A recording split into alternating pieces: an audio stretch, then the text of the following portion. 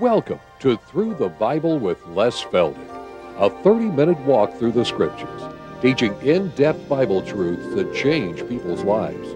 Now, here's your host, Les Feldick. Okay, it's good to see everybody back, and once again we like to remind our television audience that you see coffee cups and refreshments on these tables. We produce 4 of these programs in one afternoon, and after every half hour we take a coffee break and time of fellowship. And it's just been a good way of doing it, we think. And again, we always like to emphasize that we're not associated with any one denomination. We don't attack anybody. And all we try to do is get everybody, whatever your background, into the book and see what the Word of God says. Not what some denomination says, not what Les Feldick says. What does the book say? In fact, some folks up in Minnesota coined a little tune, and they'll get a kick out of every time I say this, and that was the title of their little song, What Does the Book Say? And it went on from there. But anyway, we always like to thank our TV audience for your support, your prayers, how we enjoy the knowledge that you're praying for us, and for your letters, as well as your financial help. For those of you here in the studio, we appreciate the fact that you come in. And I like to let our audience know that way back, Iris and I provided all the coffee and all the refreshments. But when the group got this large, the ladies here relieved her of all the refreshments. So Iris and I still make the coffee. We like to use good ranch water, you know. I didn't say branch water.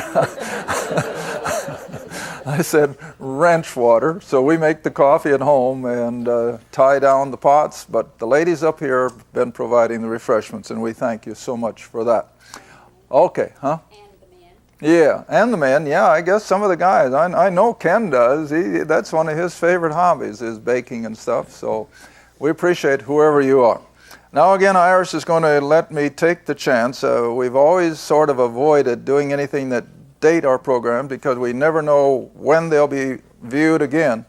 But most of you are aware now that we're on a what shall I call it? A timed production. We keep making new programs once a month, but the daily programs are reruns. But anyway, we're making plans to once again take a tour back to the Holy Land. And since this is March of 2004, we're tentatively making plans for March or April of 2005. And so if any of you are aware of that or interested, why contact us and we'll get the information to you. Providing the Lord doesn't come. We still hope constantly that the Lord will intervene with that trumpet call. I'm still a firm believer of the pre-trib rapture, and as the world seemingly is getting so ripe for the tribulation, it just tells us that we're getting close. Okay, so much for that. Back to the little book of Jude, where we left off in our last program. I was in verse 5, and I ran out of time, so we'll go back to it. Where James says, I will therefore, because of the constant fear of false teachers coming in amongst the believers, I will therefore put you in remembrance, though you once knew this. In other words, this is nothing new. How that the Lord, having saved the people out of the land of Egypt. So we go all the way back to the Exodus. Same Lord. The same Lord that was evident all the way up through Israel's history is the one who had now come in the flesh at Bethlehem and had walked the 3 years of ministry, had been crucified, resurrected, gone back to glory, and the promise was that in a short order he'd be coming back and yet fulfill all those Old Testament promises. Listen, this book would fall apart if God did not fulfill every prophecy. They have to be fulfilled or it's not the Word of God. And so we know that all these Old Testament prophecies concerning Israel's glory and the kingdom on earth are still coming. God has interrupted it in His sovereignty, but it's still coming. And so even though they were looking forward in their lifetime as these little letters were written, now, as I said in our last program, we are right back in the same thing 1900 some years later. We've got Israel back in the land. We got the appearance of the revived Roman Empire there in Western Europe. The world is getting in perplexity. Everything is getting ripe for the fulfillment of the prophetic scriptures. All right, so Jude now then is taking his Jewish believers back to Egypt. Well, we can do the same thing. We all study the Exodus and how God miraculously brought the people out of slavery and took them through the Red Sea. So it's just as appropriate for us to remember these things as it was for the Jewish believers to whom Jude is writing. All right, so he says, remember that when the Lord saved the people out of the land of Egypt, miraculously, after the plagues had pummeled Egypt, and then you remember on the night of the Passover when death went through Egypt, and that really triggered the release then of the Jewish nation out of Egypt, and they went all the way to the Red Sea, and then there was the obstacle. And you know, I still like to use that as a beautiful picture of our own salvation today. There Israel, coming out of abject slavery, no freedom, no liberty, browbeaten from sunup to sundown. And now all of a sudden they're sprung loose, but they're still on the wrong side of the Red Sea and no place to go. Mountains on both sides, the Egyptian army and the chariots behind them, and the Red Sea in front.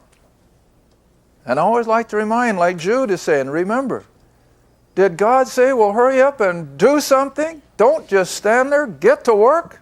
No, what did he say? Stand still. Don't try to do anything. You're helpless. Let the power of God exert itself. And that's what happened. God opened the Red Sea. Now listen, have you ever stopped to think how much faith it took knowing that that water was backed up? I don't think it was within sight. I think that was such a long span that they couldn't see that wall of water to the left, nor could they see that wall of water to the right. So when they stepped into the dry bed of the Red Sea, what did it take? Faith. My, that took faith. How did they know it wouldn't come rushing back in the next 5 minutes? Well, they didn't, except by faith. And so they walked through on dry ground by faith, coming up on the other side now, a redeemed people. Well, that's where we are. We were in the slave market of sin, hopelessly lost. But because of Christ's redemptive work, and by faith we've appropriated it, we too now have come through the death, burial, and resurrection, and we're on the other side, and we now experience God's saving grace. Beautiful picture. Oh, but the pity of it is, after they had gone through by faith, went all the way down to Sinai under Moses' leadership, and we're going to see that a little later in the book here. And now God takes them up to Kadesh Barnea to go in and have the promised land, to take it by faith. They didn't have to worry about those oversized Canaanites.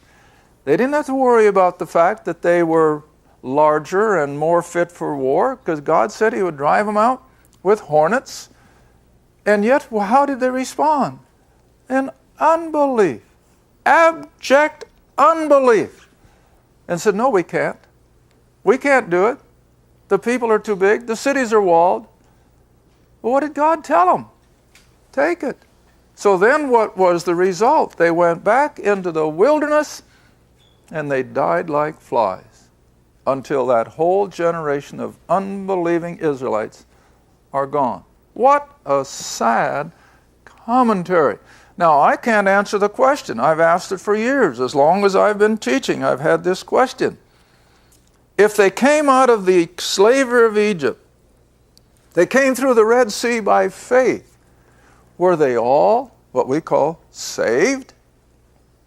Well, if that's the case, then why just a few months later they get up to Kadesh Barnea and their faith is totally absent and they go back into the wilderness and die, which he says here, they believe not? I can't answer it. That's in God's hands. Now that's why I've always made the comment, it's hard to put your thumb on Old Testament salvation. Were they saved once for all? Or were they saved and lost? That's what it would indicate here. They were saved out of Egypt, but when they returned back on Kadesh Barnea, it says he destroyed them that what? Believe not. Tough question. I haven't got the answer. That's where God is sovereign, thank goodness. And the same way today, people will say, well, so-and-so did this, and they did this. Do you think they're saved? I don't know. Only God looks on the heart. Now, we can be fruit inspectors. Absolutely. If their life completely is in total disobedience and in total opposition to the Scriptures, then as I inspect their fruit, I think I can come to a conclusion. But I can't look at the heart. Neither can you. Neither can anybody else. No human being can tell another human being, well, you're safe, because we can't look on the heart. But it's a good lesson here, how that we just cannot determine the salvation experience of these Old Testament Jews. So we're to remember it. What all took place. How that God miraculously brought them out. Brought them through the Red Sea. Took them to Sinai. Gave them the law, the tabernacle, the priesthood. Ready to take them into the promised land, and then in unbelief, they turned away. All except Moses and Aaron and Joshua and Caleb. Might have been a few others, not that I'm aware of. But whatever. Jude says they were not believers. Verse 6. Now we jump into a different category. Angels. Now I don't deal a lot with angels because they're just too much. You can't put your handle on it.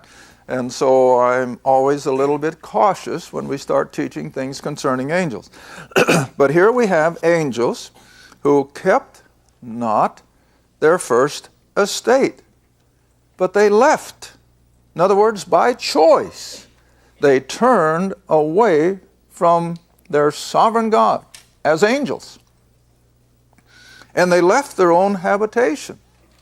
Now, as a result of their own free will choice, turning their back upon the righteous God who was over them, where are they?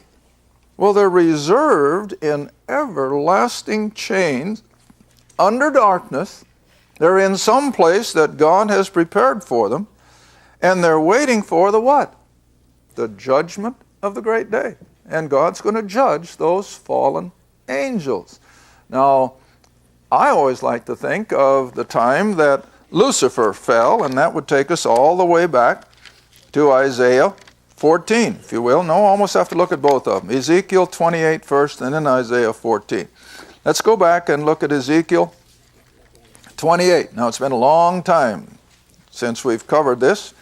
Unless you watched the daily program in the last few months, we were back in Genesis. But in Ezekiel 28, we have some interesting language. Ezekiel 28, we're going to start at verse 13. Ezekiel 28, verse 13.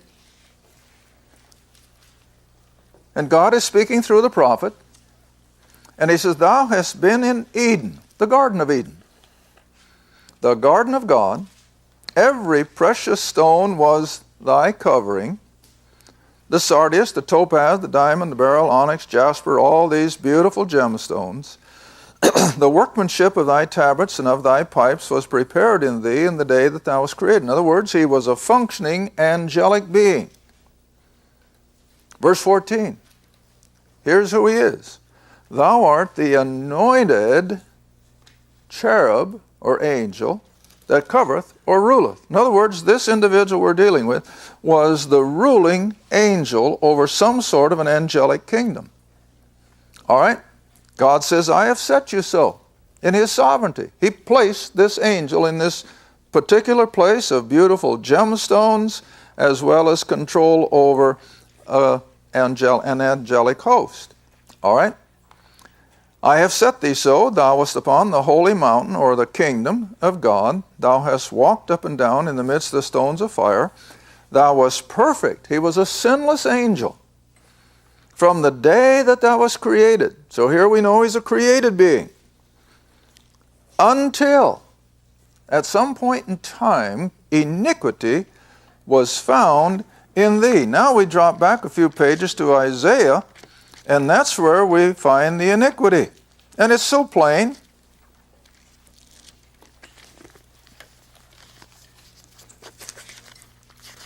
Isaiah 14. Now we'll drop in at verse 12. Isaiah 14, verse 12. I'd like to wait till most of you at least have found it. Isaiah chapter 14, verse 12. Now watch this carefully. This is interesting. How art thou fallen from heaven, O Lucifer, son of the morning. Now remember what he is. He's a ruling angel over a kingdom of angelic inhabitants. How art thou cut down to the ground, who dost weaken the nations, that is, later in his activity. Now here was his fall. For thou hast said in thy heart, I will ascend into heaven. I will exalt my throne above the stars of God. I will sit also upon the mount of the congregation in the sides of the north. In other words, he would assume God's position. I will ascend above the heights of the cloud.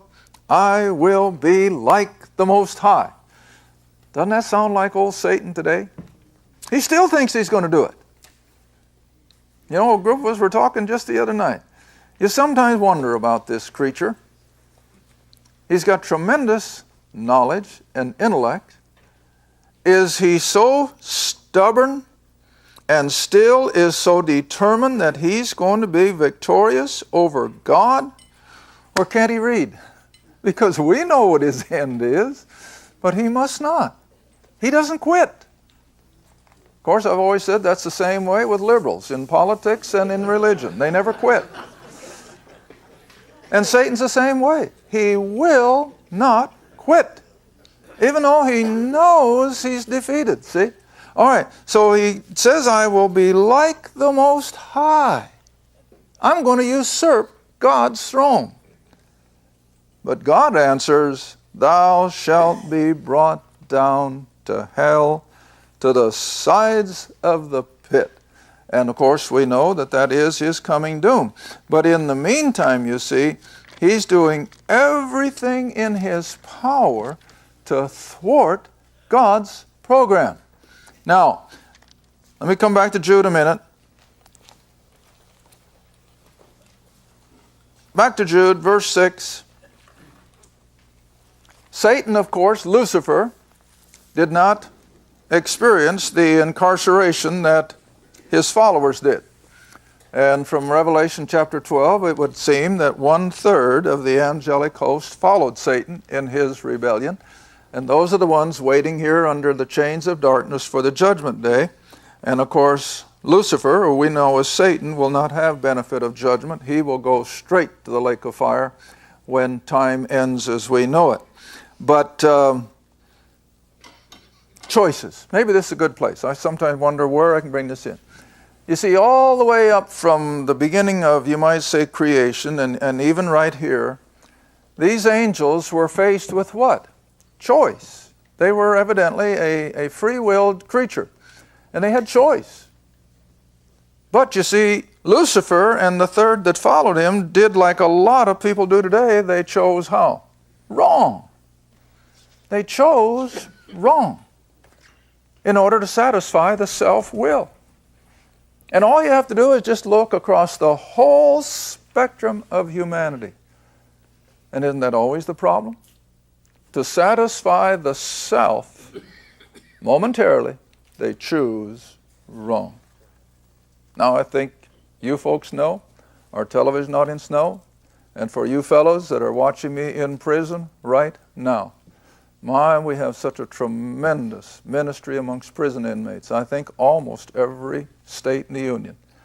And invariably, they admit they made bad choices, starting maybe when they were teenagers, maybe later. But all their problems compound from making horrible choices. Or people will call with their marital difficulty, and the first thing I tell them, look, I'm not a marriage counselor. Don't even pretend to be. But I can tell you one thing, somewhere along the line you made bad choices. And they're the first to admit that. All right, so what prompts us as human beings, God's created being, what prompts us to make these bad choices? Well, I think the devil does. Satan would like nothing better than to see the whole human race rebel against the Creator as the angels did. Because he's the master of rebellion. So all of these bad choices, now not that Satan rides on the shoulder of every human being, don't get me wrong, but he has a way of influencing the human race to make these bad choices. All right, but now the point I'm really wanting to make is concerning the nation of Israel.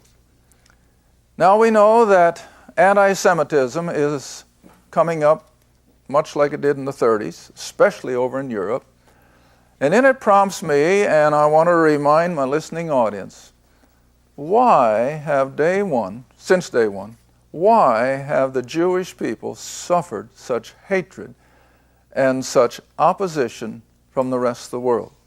Well, it isn't because of their unique makeup. It isn't because of their personality traits. It isn't because of their looks. It's because this adversary of God, this Lucifer, fallen now and we know as Satan, knows that if he can knock Israel out of the earth's existence, then God's whole program falls apart. Because you see, as I've said over and over on this program, Israel is at the heart of everything that God does. And if you take the heart out, that kills the whole. And this is what Satan knows. And so all you have to do is just reflect back. Just as soon as the race was called out through Abraham, Isaac, and Jacob, what begins to befall those people? Well, the first glaring act, of course, is when the brothers sold Joseph down into slavery. Hatred. Sin. See? All right, now you come all the way up through their history. Now there comes all of this, what we think is, how could those people who have been blessed so richly be so blind and practice such unbelief? Well, because Satan knows, and he works on them constantly, that if he can get Israel out of the way, then he's the winner. I bring you all the way up to the book of Esther. What happened in the book of Esther? Well, old Haman convinced the king to set out a decree that would kill every Jew in the empire because they were the problem. And so the king fell for it. Fortunately, God had his own little Jewish girl in the right place at the right time, and thanks to Esther, the whole thing fell apart. But did Satan quit? No, he keeps on.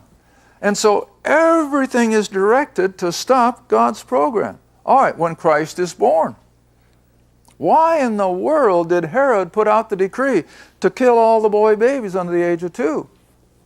To hopefully get that Christ child that has been born in that 2-year interval. Well, why kill the Christ child? Oh, that's what Satan wanted. All right, you take it on up to the work of the cross, even as many of you have now seen the movie, The Passion. Oh, what was behind the whole scenario? Satanic power. The satanic powers to keep it all from happening. And so all the way down now since, it's the same scenario. Satan working overtime to stop God's prophetic scriptures. And so why the hatred of Israel tonight? Why the threat to throw them into the sea? Why the threat to get rid of every Jew on the planet again? Oh, that's what Satan wants. Because if Israel is gone, then everything falls apart. Never lose sight of that. And so this is the reason that they are so hated and so despised, is because Satan knows that without them, God's promises would fail. All right, now let's continue on in Jude in the couple minutes we have left. Now verse 7, he jumps us up to another Old Testament event that almost every good Jew knew about, and hopefully most people who have anything to do with the Bible and Christianity today would know about, and that is Sodom and Gomorrah. The cities about them, not just the two, but even the little suburbs. In like manner, giving themselves over to fornication, in other words, gross immorality, and going after strange flesh, in other words, that which was against normality. They're set forth as a what? An example. Now, why can't the world read this? Sodom and Gomorrah came under the judgment of God, not just to punish that group of people, but to tell the rest of the human race what God thinks about that kind of activity. It was an example showing us God's reaction to the lifestyle of the Sodom and Gomorrites. But all the world can't learn. The world just can't learn. And so they were set as an example, and as that example, they suffered the vengeance of eternal fire. But they're not alone. Everyone who lives in that lifestyle is going to that same place. And of course, the thing that exercises me is, you all know by now that I love history. And all you have to do is go back and look at history. In fact, I was telling, I think, a TV group the other day, do you know that 15 of the last 16 Roman emperors were homosexuals? And out of those 15 or 16 of the last emperors of Rome, only 2 lived to a normal life end. They were either murdered, poisoned, assassinated. That's the kind of a society you get when they take over. It's historically proven that any empire that came under that influence went down the tube. And of course, Rome is the most graphic. And we're to learn from it. That's the whole idea of being an example. Now let me show you what Peter says about it. We looked at it a few weeks ago when we were in Peter's little epistle. But see, the Bible is just saturated with all this. And it's to tell us that this is not an alternative lifestyle. Now, it isn't that God doesn't love them. God loves sinners of any stripe. And He will save them to the uttermost. But He's going to bring down judgment wherever it becomes a complete practice of society. It's coming. And the whole world will come under the judgment sooner or later. But look what Peter says about it in chapter 2. Oh, I'm not going to have time enough, am I? Well, anyway, we'll pick it up in our next program. See, that last 2 minutes always get away from me. And we'll pick this up in our next program, 2 Peter chapter 2.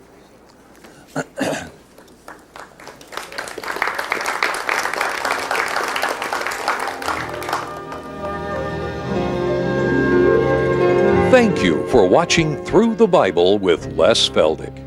Through the Bible is a partner-supported ministry. If this program has been a help to your study of the Scriptures and you'd like to see others enjoy the teaching, your support would be greatly appreciated. Write to us at Les Feldick Ministries, 30706 West Lona Valley Road, Kenta, Oklahoma, 74552. Or call 1-800-369-7856. Remember, all programs are available in printed form, audio cassette, and videotape. Be sure to tune in next time to Through the Bible with Les Feldick.